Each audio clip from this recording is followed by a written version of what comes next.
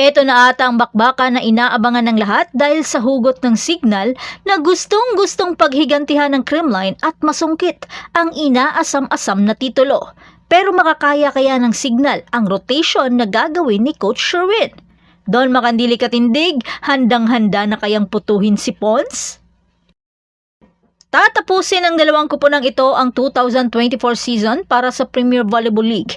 Ang laban sa Kremlin kontra sa Signal sa PVL Invitational Finals ay kaabang-abang at napaka-exciting. Bakit? Ikatlong pagtatagpo na kasi ito ng Kremlin at Signal at yan ay nangyari lahat sa loob ng hindi pa kumukulang sa 2 linggo. Kahit na maging perennial finals rivals ang Kremlin at Signal, maaaring ito na ang pinakamalaki, lalo na't mayroong lahat ng nakataya sa huling laro ng 2024 PVL season.